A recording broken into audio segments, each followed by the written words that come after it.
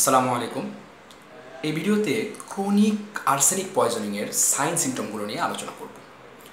তো এই সাইনের ভিতরে তিনটা হেডিংয়ে আমরা ডিসক্রাইব করে থাকি। কি কি সেগুলো? একটা হচ্ছে non specific, early non specific sign, দ্বিতীয়ত হচ্ছে স্পেসিফিক সাইন, একটা হচ্ছে আদার ফিচার। আর্লি নন স্পেসিফিকে তোমাকে বলতে হবে লস অফ অ্যাপিটাইট, সে ক্ষুধা হারিয়ে ফেলবে। ক্ষুধা হারালে কী হবে? তার ওয়েটও লস হবে। না খেতে পারলে কী হবে? সে উইকনেস ফিল করবে। আচ্ছা, তাহলে কী কী বললাম? Loss of appetite, loss of weight, feeling weakness always. আর কি? তার বিভিন্ন ধরনের খারাপ অনুভূতি হবে, যেমন নাউসিয়া, ভমিটিং, এই ধরনের প্রবলেমগুলো দেখা দিবে। আর অ্যানিমিয়া, জন্ডিস এগুলোও হতে পারে। এটা হচ্ছে নন স্পেসিফিক আর্লি সাইনের ভিতরে। আচ্ছা, এবার স্পেসিফিক সাইনের ভিতরে যেগুলো আছে সেগুলো কী কী? দেখো, অনেক আগে বিটিভিতে আর্সেনিক নিয়ে প্রতিবেদন দেখাতো। তো সেখানে তোমরা কতটুকু রিকল করতে পারবে আমি জানি না।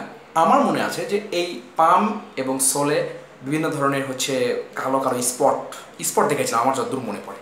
তো এটাকে মেডিকেল টার্মে বলা হয়েছে hyperkeratosis in palm and sole. কি বললাম? Hyperkeratosis in palm and soul.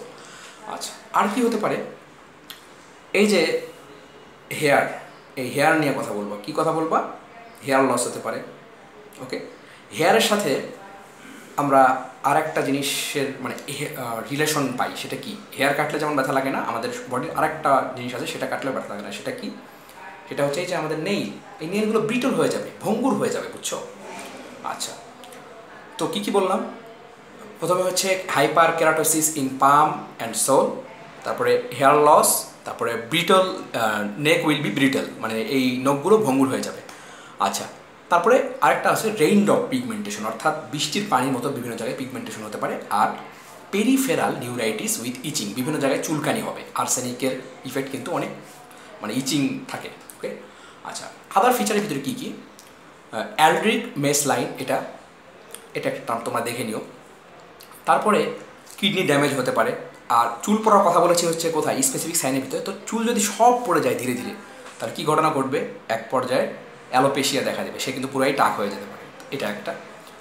আর কি?